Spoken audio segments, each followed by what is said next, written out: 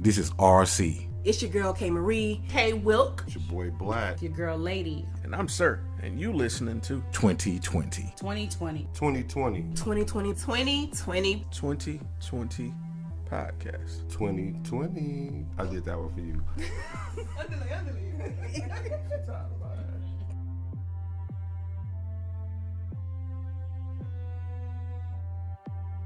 Thank you for tuning in to another episode of A Business Minute. I'm your host, Sir.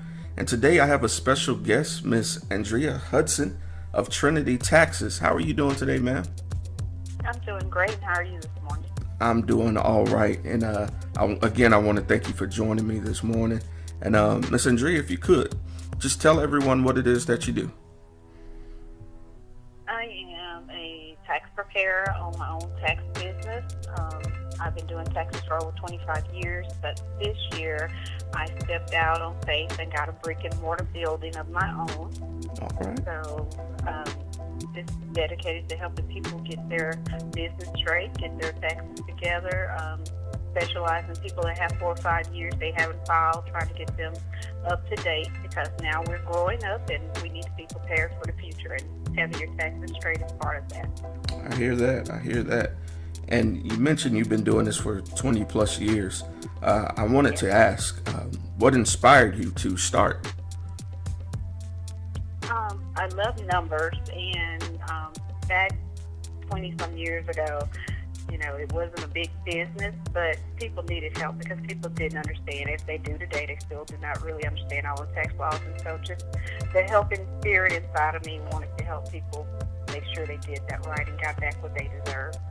Right. Yeah, I definitely appreciate that, because I'm one of those who does not, and I'm not afraid to admit it. All right, so let me ask, with doing this for 20 plus years, there's plenty of experiences. So at any point in time, what obstacles did you encounter along the way of earning this much experience? Really wasn't obstacles at the beginning. Now there's more obstacles because there's all these tax programs and all these tax preparers, of course, and people are seeing that there are people out there that aren't out for your best interest. And so trying to convince people, and letting them know that you are a legitimate tax preparer. We are a Christian business, and just letting people know that and making them feel comfortable coming to you. So I think that's the biggest obstacle, is overcoming those that are doing ill will. Right. All right. And I appreciate that. That morality is definitely needed, especially when handling money in business. So yes. That's definitely comforting. So that leads me to one of my tougher questions. With doing this for so long, I'm sure there's some experiences that you could share in how do you manage to balance work and your personal life. During tax season, there's no life. From about December to May, June, there's no life. It's usually 7 days a week. People call all times of day, night, weekends. It doesn't matter. And like you said again, when you're dealing with people's money and livelihood, some of them, their livelihood is getting that check. So you have to be open. So pretty much, like I say, during tax season, there's no life. I do try to on Saturdays, take a couple of hours. Sundays, take some hours and try not to focus on the business. But since now that these are so easy to do on your phone, I do find myself still checking on my phone when I'm out. So, but you have to take a break, like you said. You do have to take a break sometimes and kind of sit back, but not often during tax season. Okay, all right. And so that leads me to one of my more positive questions. Was there any memory so far over this course of time that you found to be the most memorable? Most memorable. I don't know. There's so many. I guess, helping that single mom that really needs that extra boost, and then seeing them really do something positive with the money that they get. Right. Knowing that they're going to take care of. A lot of people get $8,000, $10,000, and 2 months later they don't have anything to show for it. Right. or they're repeating that cycle of getting a new car, keeping it for a couple months, not being able to keep up the payments. But seeing a young mom that's, dedicated, she has her mindset, has her plan of what she's going to do with her money for her children, trying to improve herself and their living arrangements, and seeing her actually apply those monies to those things. So those things are a bonus that makes you feel good that you actually help someone that's doing good. Right. All right. So getting started, when following a dream and a career path like this, always has its shares of ups and downs. So I wanted to ask, at any point, did you feel that you wouldn't be successful? And if so, who or what changed your mind? Actually, I'm going through that right now. Because, as I said, this is my first year having a brick and mortar business of my own.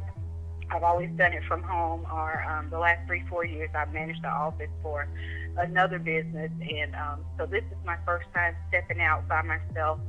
And you have that brick and mortar business, and you have those other responsibilities that come with that. And so that has been a struggle to stay focused and stay positive that it's going to work. First year in business is always the hardest. Right. And in tax business, you need people to work for you because you can't do it all.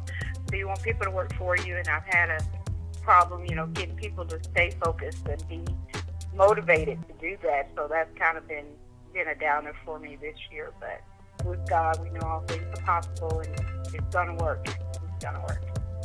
All right. I hear that. So, Ms. Hudson, my next question is what I call the long-term question.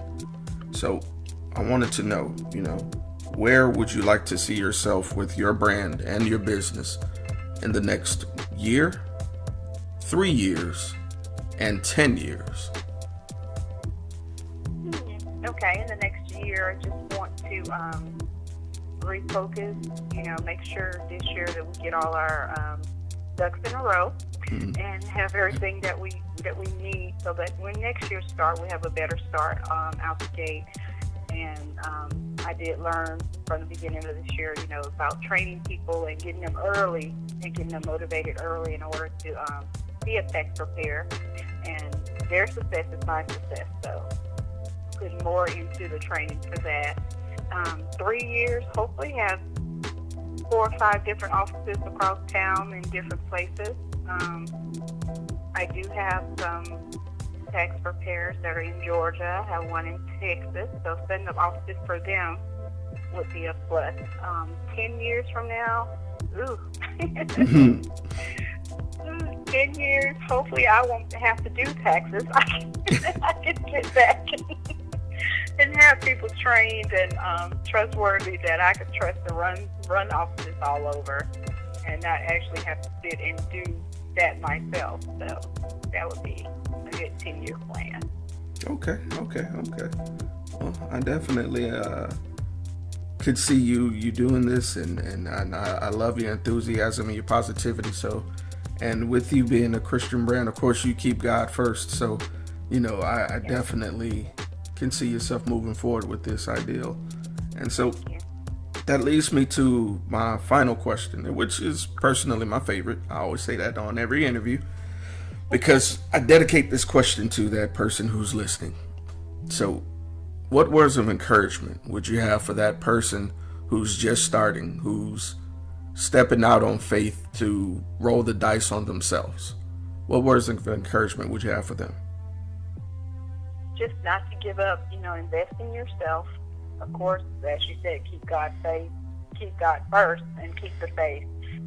It's going to be hard. People, friends, family are not going to support you.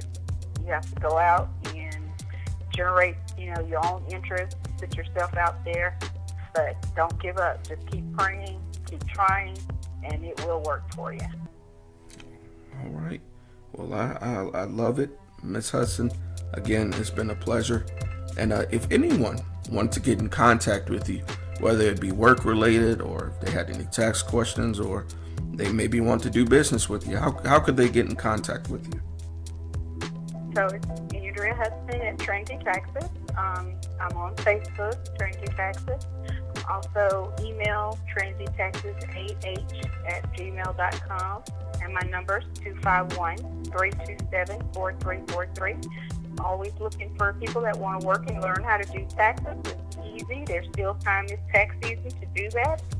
So give me a call. If you need my help, give me a call. Just have questions. I'm open to answer those for you also. All right. And always remember, no question is a dumb question. You know, that's something right. that That's we right. learned earlier. Somebody else wants to ask it. Right. Miss Hudson, thank you so much. I really appreciate you joining me this morning. You've been a blessing to me and those who've been listening. Thank you again.